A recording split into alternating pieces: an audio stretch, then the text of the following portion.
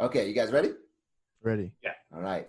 Welcome in, everybody. We're going to get a fighting on 3. Ready? 1, 2, 3.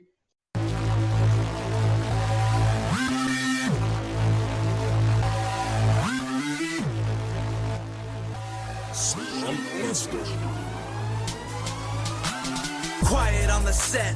Make sure my mic is on. There is Dre and Juju Dog diving towards the pylon. Go for 2, so damn rude. Recognize authority. Spitting tips for fantasy. No way you're outscoring me. Bold predictions with conviction every single day. Sports addiction, no restriction. Kicking game like Pele. He's the greatest. What's the basis? Pick an athlete. Let's debate this game. Outrageous trading places. Sudden death. Take 10 paces. Turn and shoot. Boys the truth. Mamba mentality. Future greats take their place. Dreams become reality. Low and outside, knocked it out the park. Your boy discovered fire like a rock with a spark. Refs acting like Neanderthals. Phantom flags, nothing calls. Heartbreak losses, tragic falls. Every week discuss it all. Settle in, listen up. Free your time like Andrew Luck. Show's about to start. I suggest you buckle up.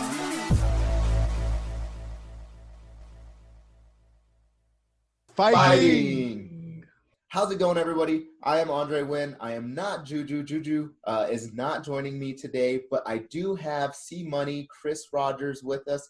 And we also have a very special guest, Cory Vincent. Cory, how are you doing today? I'm doing very good. Thanks for having me. Yeah, so Cory, let me make sure I understand this right. You are the vice president of the San Francisco Shock. Is that correct? That is correct. The San Francisco Shock Overwatch League team out here in California.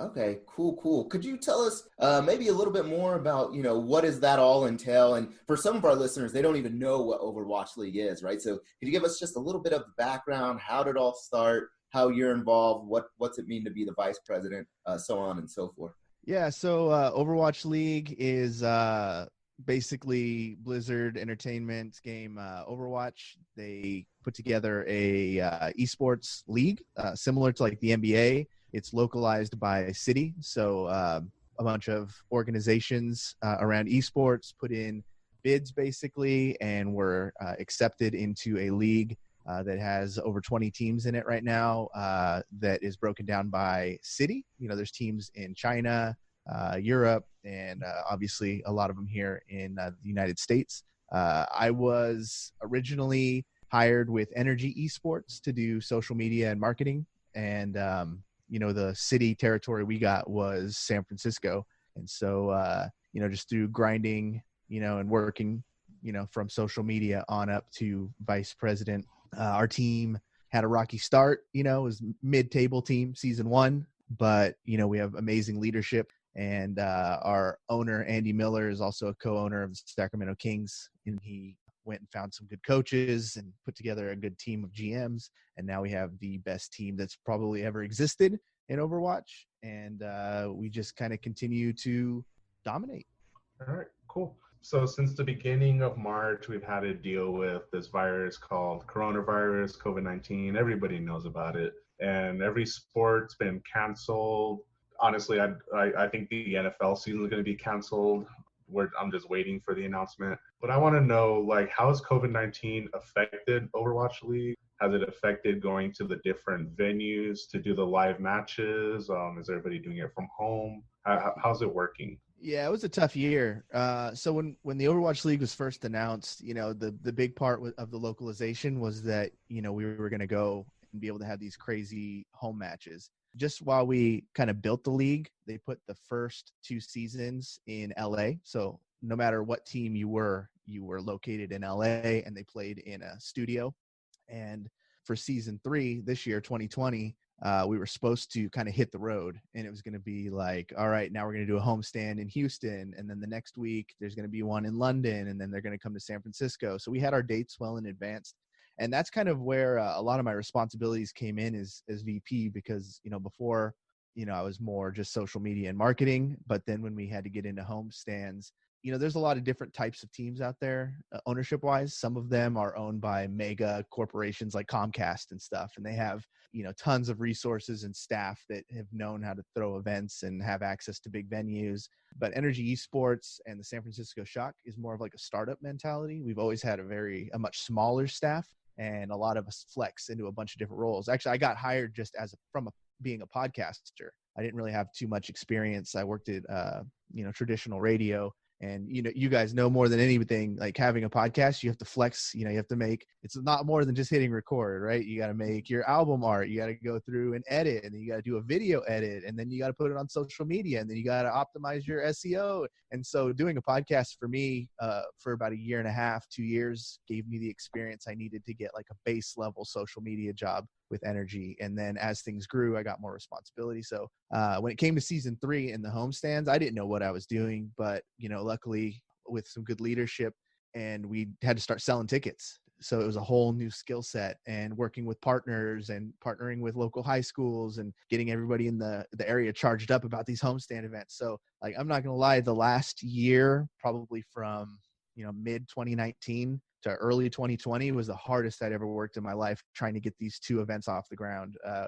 It's a lot of stuff you don't even think about, like how are you going to keep people entertained? Because one thing our ownership was really into is that, it's esports. So it's a piece of clay. It doesn't have to look like the NBA. It doesn't have to look like any event you've ever been to. We could literally do whatever we want to try and make this fun for people who enjoy the game Overwatch. And so we put heart and soul, and we had one venue just about sold out, and every day I get Andy sending me messages like, how many tickets do we sell today? And so much. And this is just not just me. Like, I had a cohort named, Drew, and I got another fellow named Dave who just, every day, all day, every day messaging. The only thing on your mind is getting this homestand right. We got everything in place, and then COVID-19 happens. And I know that this is kind of like all the teams in the league were just devastated. The players were devastated. It put a whole monkey wrench in just the entire trajectory I felt of this year. And it took a little while for it to bounce back. There was a lot of things going against it. They went from Twitch to YouTube. So there was kind of a shift in where we were directing audience, and let's just, it's just not as interesting watching online matches as in person, because before you get the handshakes and you get these awesome walkouts. And kudos to Overwatch League and a lot of the teams who've had to completely switch strategies on a dime to try and make this thing still entertaining. And I feel like right now we're back on a good track, but still just devastated we weren't able to do those home matches. Yeah, it's interesting that you point out those home matches, and you said you have to find a way to keep people entertained, right? Like, it's different from if you go to a football game or a basketball game. You're there for the game pretty much. You maybe walk around, get a piece of pizza or a hot dog, then you go right back to your seat and you're just glued in. So I guess what were some of the ideas or some of the things you came up with to help keep fans engaged, even when it's like, hey, we don't really want to just watch, this person playing the entire time. I want to get up, I want to walk around or move around wherever the venue is. What other things, I guess, did you have for the fans to be able to do while they're at these in-person events? So what's kind of unique for us is that, with the NBA, there's like 80 games, so you could always go see a game, and that's a lot of different programming they need to do. We only had 2. And to be honest, we had just won the grand finals championship for season 2. And so our big tentpole event was going to be a ring ceremony, because we have this amazing rabid fan base in the Bay Area and its surrounding territories that we've never gotten to have. We wanted it to just be a party, essentially. Like, we wanted to finally be like, we're home, and bring all our players on stage. We had extra ring for, a special, to appoint a special fan, like we were going to just blow it out with celebrity. We were going to have Marshawn Lynch there. It was just going to be, we had everything ready to go. And we had one of our big ideas that was our favorite is this is the most decorated team in Overwatch. We've won, multiple T-Mobile MVP trophies, Team USA gold medals. We got the grand finals, big Reinhardt trophy. So we were going to do like a hall of trophies where you go in there and get your photo taken with them. Cosplay contests. Like we just had everything laid out with huge guests, voice actors, free skins. Like, it was just going to be a party atmosphere is what we were going for. And the delay hurt so bad, but the mentality in the org is that it's going to happen eventually. And it's like that prolonged thing when you're starving, that makes that little bit of food taste that much better. So right now, if the fans were already starving, now we're, going through coronavirus and anything you can imagine has been hitting us in the face in 2020. So when all that's gone, when it's all said and done, we wrap it up, like, we're going to have a big party. Hey, man, that sounds awesome. Shoot, I want to go.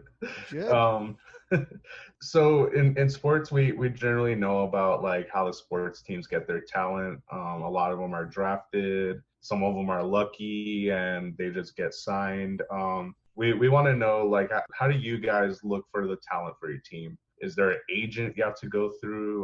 Do you guys have tryouts? How does that work? So we are lucky in the fact that we have a coach named Krusty, and he's hands down just a different breed. Like, he's a Belichick type character. He has a system, and when you come into the San Francisco Shock, you're part of the Church of Krusty. In esports, what I noticed kind of just in all the teams I've seen across all sorts of different games, Smite, Rocket League, CS, even other Overwatch teams, it just always felt like sometimes a coach is just like a friend or something, or it's another player, it's a young guy, and players are still like, the stars. In this, like, Krusty and the GM Cris has a system and a routine, and he walks by with a basket, the players put their phones in there. It's a whole different thing I've never seen before of discipline. And I think that's kind of like what separates our team overall from a lot of other Overwatch teams. And so when it comes to finding new players and new talent, it's full trust in Krusty and the GMs. Recently, we had this World Championship Season 2 team that was just head to toe stacked, top to bottom, all-stars. Everybody's an all-star caliber player.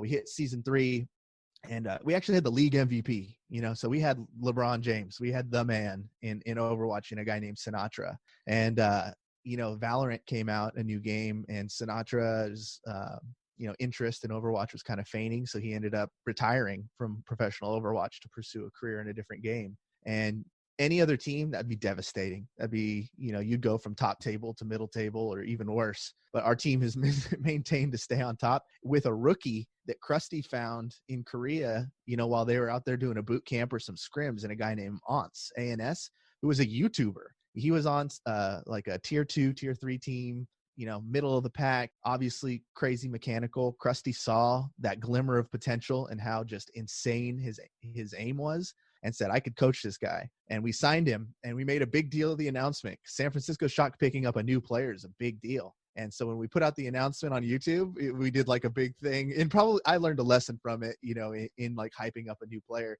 But, we put it out there, and everyone was like, huh? Who? Like, what? Why is this a big deal? Who's this guy? He's a YouTuber.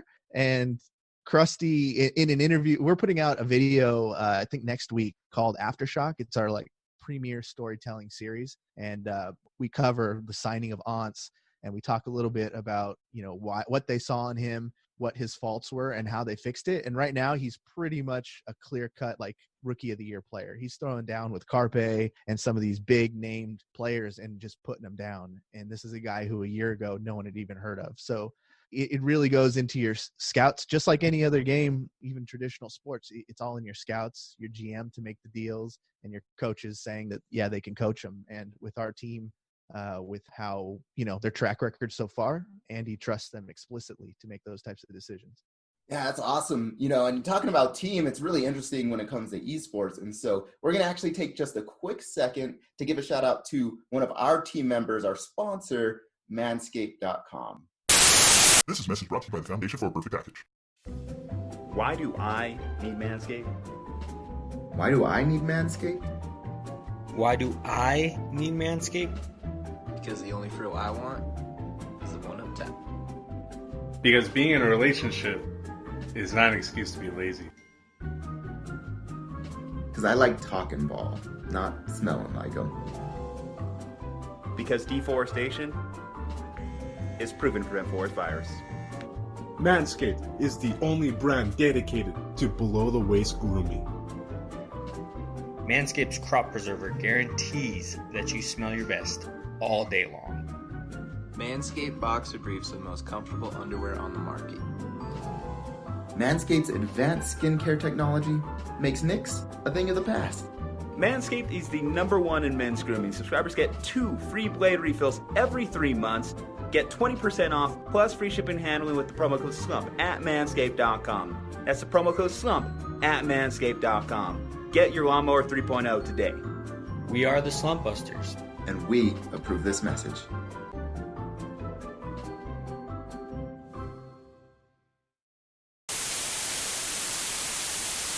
We're back. We're here again talking with Cory Vincent. Another question that I have for you is, you talked about how you go sort of through the recruiting and, you actually have scouts and GMs that are paying attention to a lot of upcoming players, right? Or in this case, like esports sort of athletes, if we can call them that. But I guess what is a typical training regimen for esports? I know you talked about there's Overwatch League and then Valorant is sort of a new game, but how do you train to like, okay, I could become this type of player, or I want to stop focusing on, Overwatch and I want to move over to Valorant? What is like a typical training regimen? Or let's say there's a kid that has a passion and really wants to become a professional esports player. What can they start doing from a young age to get to the point where, you and the rest of your team are at?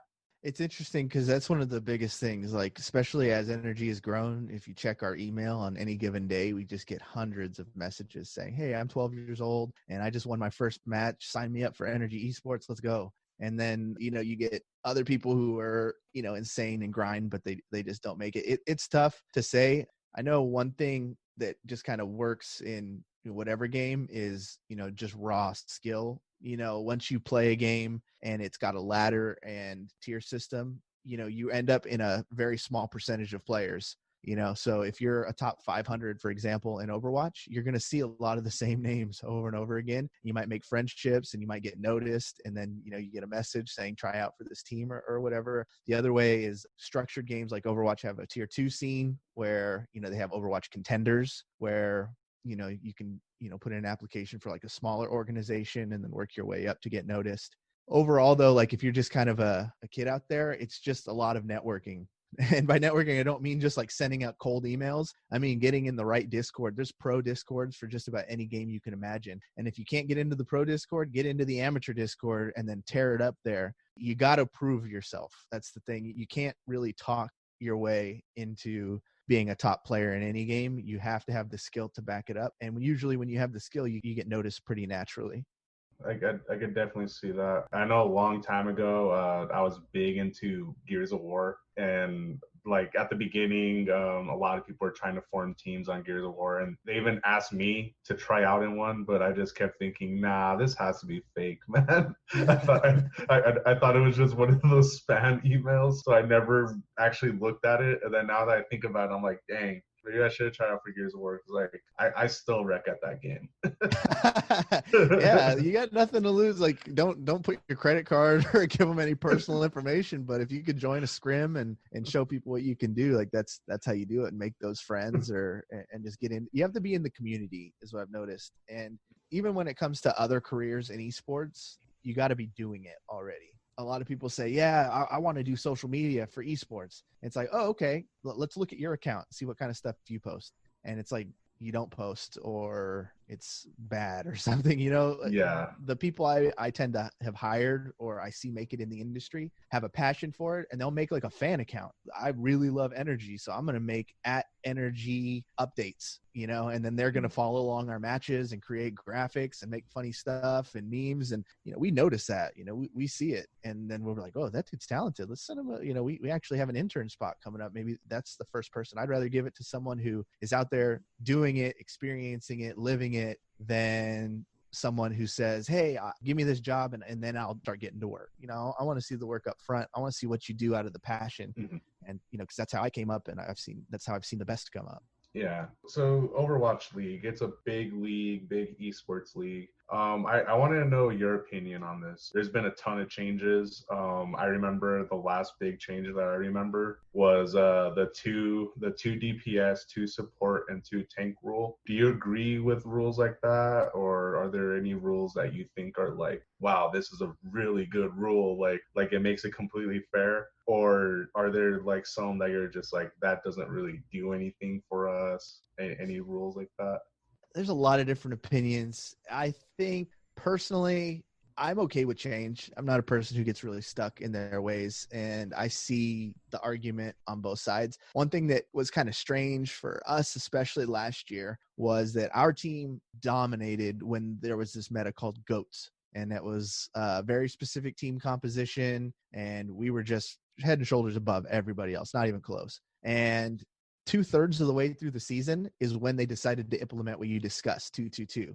And it's like in the middle of the season, the NBA can't change how far out the 3-point line is. It doesn't make sense to do it like in the middle, in between a little break. And so there was a lot of, hesitation, and it could have gone either way, but luckily, like I said, the best team of all time, we overcame and still ended up, winning the world championship. But if we didn't, I could see myself being a lot saltier. So from a position of great privilege of having the best team in the world, I'm like, whatever you guys want to do, we're still going to win. Because then they did the same thing now with hero bans. They introduced a new system where they kind of just randomly be like, all right, now you can't pick these 4 guys. And good luck. And that was a lot of stress on the coaches, but still, we were the best again. So I think change is good. I think that what they were trying to do was avoid stagnant metas, because GOATS was popular for so long. Everyone was like, oh man, it's the same thing over and over again. They charge ults, whoever gets grabbed first ends up winning this fight. It started getting predictable. But I felt like right as they implemented that new rule, you had some other teams starting to adapt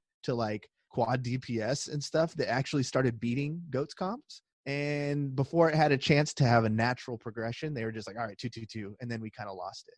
So I don't know. I believe it would have worked itself out eventually, but the league decided otherwise, and they have a lot more data than I have. So, and what's cool about the league too is that they do talk to GMs and coaches a lot about implementing these things, and they do let people vote. And so there's a system, because, obviously if they were just to kind of go rogue and make terrible decisions and piss off all the teams, that doesn't do anything good for them. So there's a little bit of compromise and push and give and back and give and pull. So it ended up working in the long term. I'm playing Overwatch, earlier this morning, and they implemented an open queue, which kind of takes things back, where it's not 2-2-2 anymore. I got in my first match and there was like 1 healer, no tanks. And I was like, oh, fuck, this sucks. I'm going back to 2-2-2, which is a change a lot of people didn't like. So it's just a little strange, and hindsight's always 20/20. Yeah, so it's interesting when you talk about, these rule changes and how it could possibly impact the game. So I guess how big or how important is strategy when it comes to esports, right? Like we always hear when it comes to like football or basketball, right? Especially basketball, there's been this revolution of, the small ball lineups, right? That you have really good floor spacing and a bunch of shooters, and you're trying to get young coaches that can teach this style of basketball. How impactful is it to have good strategy in esports? And is that something like your coaches focus on? Like, hey, I've got my system, I'm going to implement this? Or are your coaches more broad of like, hey, we'll just play to everybody's strengths? We know that there's a lot of different styles of play. So I guess, what is the strategy aspect of esports, and how impactful is it? It's super important. Like that's what the coaches get paid to do, or the good coaches get paid to do anyways, because you could have the most raw, talented lineup of players, but if you don't have a maestro telling them what to do and helping them hit their max potential, and then they're just gonna be lost. And what you were talking about, small ball, like in esports, that's what we would call a meta game. So if the league were to come in and be like, all right, no more, you can't have more than 3 players that are under 6 feet on the court at a time. It's kind of like the difference in leagues. I think in the NBA, they do kind of do stuff to kind of coax how the officials will change a rule or start implementing something different to try and bend things to be a little more entertaining. Like I think they want more dunks. So, they'll kind of change a rule or two. So it's extremely similar. I would say, just like a coach in basketball, is how important a coach is in Overwatch, because someone has to be in control. These are stars, these are athletes, these guys can get egos. So if you put the players in charge of things, they're going to be making decisions maybe that help themselves more than their teammates. You always just need someone at the top who sees the entire picture and helps the team get there. Okay, cool. And so, another thing that we noticed is we've recently seen viewership numbers on the rise when it comes to esports. So especially when COVID first started happening, as we're thinking, right, everybody was staying at home. All of the traditional sports, the physical sports all sort of got shut down. So that sort of left the market for esports to fill in. Do you expect those numbers to continue? And what do you sort of see the future of esports? Do you think, it's going to just keep going and growing and growing? We'll have more people that are into it? Or do you think it's sort of hit its max? It's going to just sort of stay stagnant? What are your thoughts? I think it'll continue to go. I think, what you mentioned was pretty accurate about, when COVID came around, all the kids were just at home all day. So they have one window open with their class, and then they have another window open watching Tfue or something, they're watching streamers on Twitch. So I think the way to think about esports is that gaming is huge. gaming is very, very massive. Esports, though, is still comparatively small in the space. Like you can call yourself a gamer and have no idea what energy esports or optic gaming is or anything like that. There's a lot of education that needs to go into it. And I think what we're seeing is right now, viewership for games like Fortnite are just bigger than anything you can imagine. Like we're talking about watching Overwatch League, our match a couple weeks ago capped at like 60,000 people. When we announced, Energy Esports announced their latest roster pickup, Cris, who's a Fortnite player, his stream capped up at about 190,000 people. Like, this kid is like Elvis to kids, you know, like it's way bigger than, you know, you could really even quantify at this point. And when they watch him compete in the World Cup, that's esports to them. And, you know, these 10, 11, 13-year-olds, 15-year-olds who are going to be getting older, that's exposure. That's their first esport. So once it legitimizes it. And so when they get into another game a little bit later, Call of Duty, they might see the Call of Duty League and pick up. So I think it's just an awareness, because when I was that age, I had basketball. I was a Kings fan. I was up in Sacramento. So I love the Kings forever. And I consider myself a sports fan because of it. So, you know, this next generation has an edge up even on, you know, the current millennial generation. Yeah, it's incredible that, you know, even young kids are able to generate that much viewership, right? Like you can have a 12-year-old playing that's just really good and could bring in, you know, 190,000 followers or viewers, like you said. And so that leads us into our next sponsorship. So I do want to give a shout out to Razor Sports. Razor is a worldwide sports betting network. We have access to the latest and sharpest sports betting information. They have a mixture of sports betting bots as well as crews of handicappers that are used to produce their plays. They show the player how real professional sports bettors play and win. It's easy, and all you have to do is sign up for the free trial and send a text with the game, and then Razor will tell you what to bet. So, for example, the Jets -3, or how to bet. Take the over 45. And they'll never tell you how much to bet, though. So that's completely up to you. However much you want to bet, they just help you out with what to bet and how to make the smart bet. They are 100% legitimate, and this free trial is definitely worth it. So we do definitely recommend that all of our listeners check out Razor Sport. And so, Cory, you know, we talk about Razor Sports and sports betting when it comes to physical sports and traditional sports. Is there any sports betting when it comes to esports or Overwatch League? Yeah, there is. And, you know, just recently, I believe Overwatch League became like approved for some, you know, big betting site. It's a side that I typically stay away from. I've never been a gambler anyways. And I remember in the energy days when I would be, you know, covering different matches, like when there's betting introduced into an esport, there's like a good and a bad. You get people really invested in matches and games and players and stuff. But at the other foot, like when they start losing or they lose, like you hear about it. Like I've gotten some of the scariest DMs from salty Counter-Strike bettors who our team let them down, and we would just get to hear about it. Everybody should go kill themselves, blah, blah, blah. Like it was nutty stuff in there. So I think it's good for the scene overall as far as like driving attention, and it is becoming more and more prevalent. But yeah, you just got to take the good with the bad on that one. All right. So a while ago at BlizzCon, they announced Overwatch 2 is coming out. But, you know, Blizzard, they love to take their time with their games. So I believe Overwatch 2 is still like a long ways from coming out. But I wanted to see what your thoughts on it were. Do you think it's going to be the same game just with a campaign or co-op? Or do you think it's going to be completely revamped? Do you think they're going to change all the rules of every character, change all the ults, all the moves, all the strategies? What do you think Overwatch 2 is going to do? It's crazy. So from my understanding of it, Overwatch 2 is going to be a campaign where you choose the characters, co-op, you run through a storyline, and there's going to be like a skill tree and you can swap in abilities. Like it's supposed to be pretty intense. But from what I hear, the multiplayer is basically just the current Overwatch. So if you own Overwatch 1, you will be playing multiplayer with people from Overwatch 2. That makes sense. So if you buy Overwatch 2 never having owned an Overwatch before and you go to online, you'll be playing with anybody who has it before. I don't know if any of those campaign elements of swapping out abilities is going to go online or not.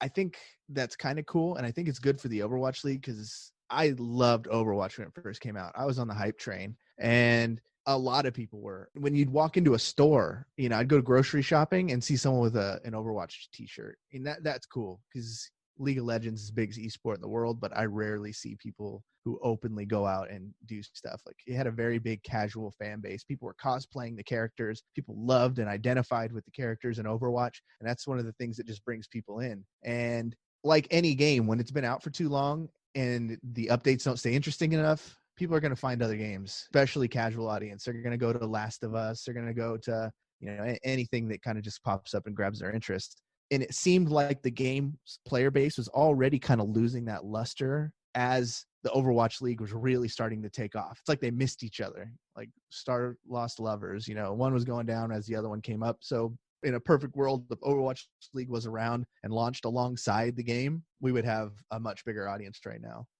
So from the esports side and someone who loves the competitive aspect, that's the only really thing I'm really excited about for Overwatch 2. I'll buy it day one. I'll play through the campaign with some friends and stuff. And then I'll be trying to be like, hey guys, want to get online and see, and here's the San Francisco Shock skins, and I'm thinking that, if Overwatch League is going to be successful in the deep future to keep the game relevant, they got to bring that casual audience back, and nailing that campaign and getting people just reinvested in the characters and the gameplay mechanics is going to be paramount. So that's my deepest hope for Overwatch 2. There's still, like you had said, it's Blizzard, they're perfectionists, so who knows how far out we are from actually getting the game. But when we do, I'm just hoping we can bring that casual audience back.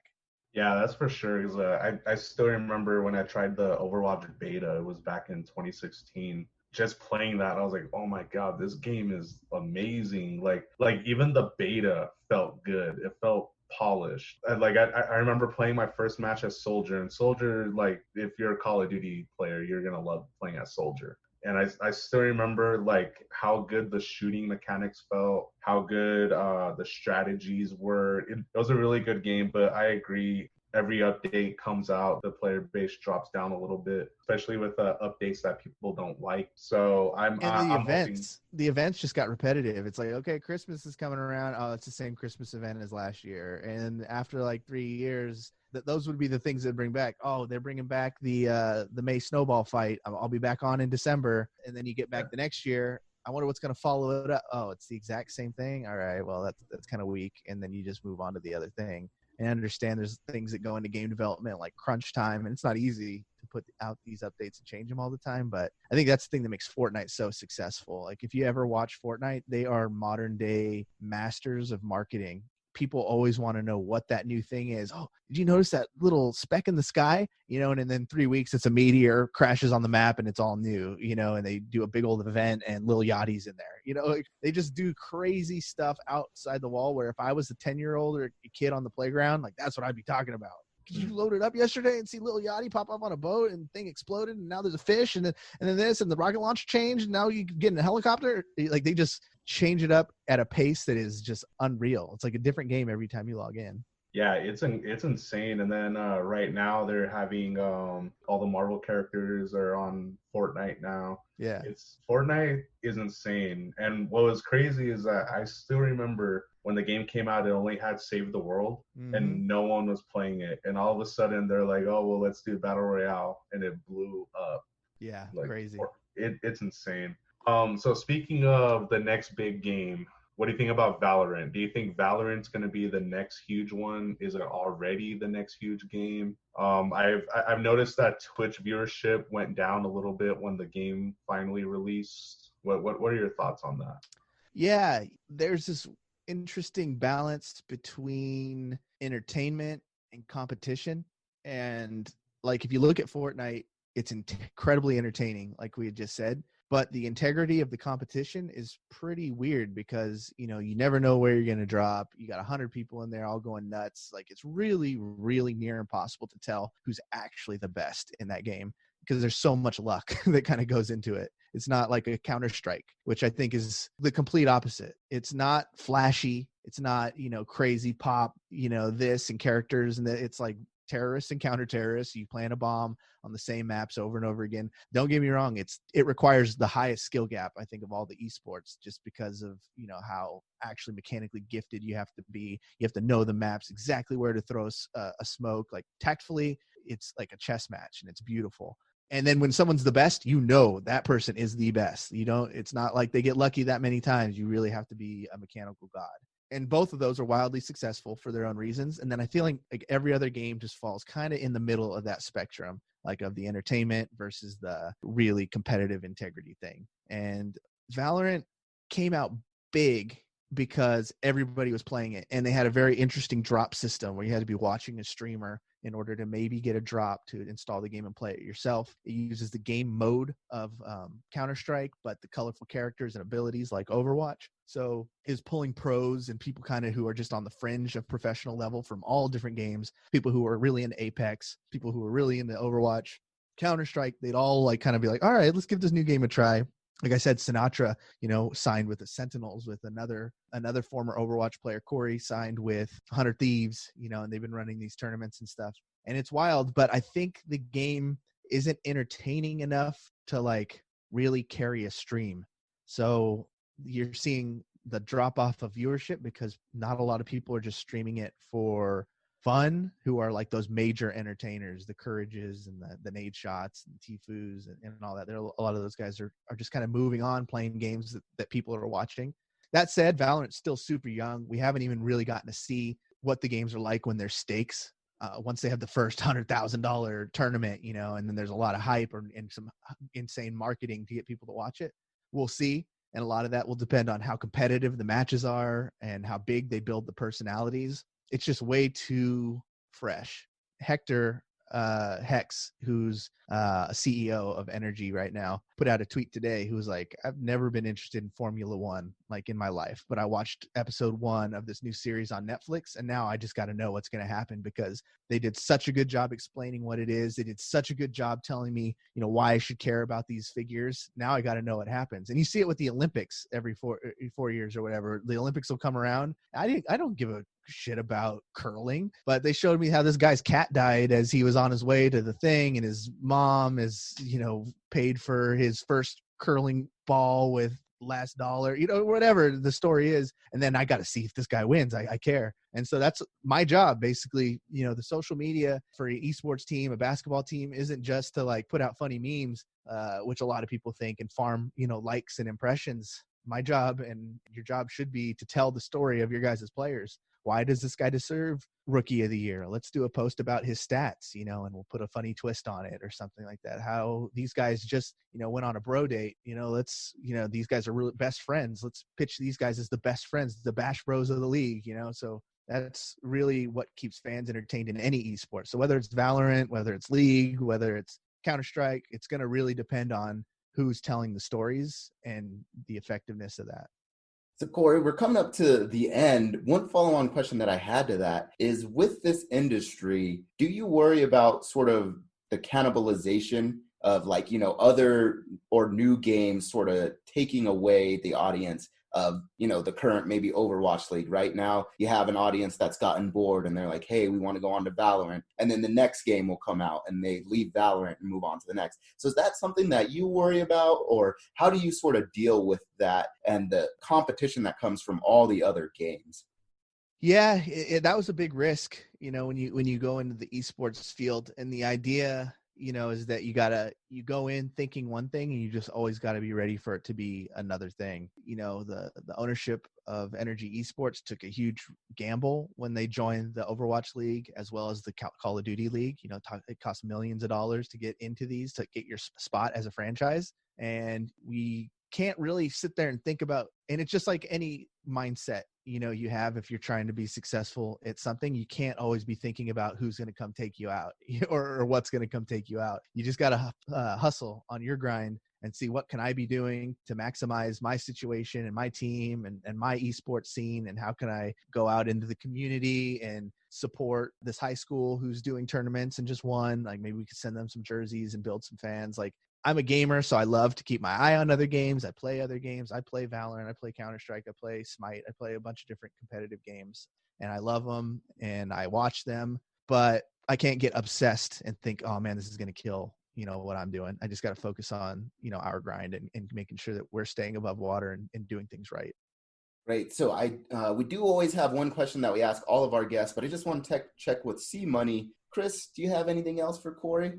Yes, so on your podcast, Video Game Bang, you guys always do the "What You Playing" song. So Yeah. Corey, I want to know, what are you playing? So we were talking about COVID, and that's only one thing going on. We got the Black Lives Matter movement, and there was an amazing website called itch.io that did this bundle where you got literally like 1,700 games for $5, and it goes to a good cause. And so I bought that for myself and all my co-hosts, and just encouraged us all to start playing indie games. So I got to play a game called One Night Stand. I got a game called Pixel Fireplace. I played another one that was like my first dating sim experience, which was wild. So I've been playing a lot of just games that, you know, a lot of people never heard of. And then, of course, if I want to get competitive, I play my Overwatch all day, every day. Got to keep the mind sharp. And so, yeah, that's what I've been playing. And also, one last question. We always ask our guests this question. What is your favorite sports movie? Sports movie? I don't think we've gotten to have like an amazing esports movie yet. I think we need one. We're about due. If I had to say we are about due. my favorite sports movie, I'm going to twist it into bowling being considered a sport. I'm going to lift my camera here so you can see my shrine dedicated to the Big Lebowski, where I got the dude, Walter, and Donnie over there. So I'm going to call The Big Lebowski my favorite sports movie. Oh man, if only Juju was here, Juju would be like, yes, finally someone says The Big Lebowski. Yeah, I don't think we've had anybody, so you are the first, Corey, to say The Big Lebowski. I live my life based off that movie. I'm wearing my Lebowski pajamas right now. Like, I like to think my personality falls somewhere between the dude and Thanos. Like, totally chill, but I still want to take over the world. I'll just be happy if I could land right in the middle of those two people. Nice. Awesome. All right, Corey. So tell our audience, where can they see you? Tell us about Video Game Bang, where to follow you. Yeah, so if you like video game news, Video Game Bang is a podcast we've been doing. It's kind of got a local California flavor to it. You can find us anywhere you can find podcasts, iTunes, Spotify, you know, all the big players. Just search Video Game Bang, and you can check out the show. We just did like our 560th episode, I think. So, you know, we've been doing it for a long time. Like I said, it's kind of how I broke into the gaming industry. It's a passion project. You can watch us live on Twitch as well, twitch.tv/videogame_bang, all the social medias. And then for me personally, you can just follow at What's Up Pizzas or at SF Shock. If you want to learn more about, you know, Overwatch League, if you're in the Bay Area and, you know, you play the game and want a skin code, you know, hit me up, say you heard me on this show, and I'll send you a skin code. Ooh, awesome! I might do that. I got you. Actually, your team, because I'm so obsessed with the craft. I've been watching, and your team right there. You're wearing a jersey for the Houston Outlaws. They just upset the Florida Mayhem, knocked them out of the playoffs. So, wow, your boys just pulled through. So thank you. Nice. You made my team's chances of winning a lot better now. Awesome, man. All right, Corey, it was great having you on. Congrats on being a father. Not gonna lie, that Instagram post with you and your wife and your baby at the camping really made me tear up. Oh man, yeah, dude, it was a long road to get to that step. I'm like, I could say 2020 could burn down. It is burning down, but quarantine has not been a terrible thing when you get to look at like this little ray of sunshine that, you know, you've created. So I'm really just, as a 30-something-year-old dude, just kind of at this new phase of my life where I'm really starting to realize what's important. So it means a lot that you say that kind of stuff. I feel like I overpost about that stuff now. It used to be all video games and testosterone, and now it's just me crying about little goos and gauze that the baby makes. So thank you. Oh, you're welcome, man. All right, everybody. That's it for our show today. Hope you all enjoyed it, and please stay safe. I know we all hate to wear a mask, especially in Texas. Our Texas audience, you guys need to wear that mask. All right, everybody, stay safe and have a good one.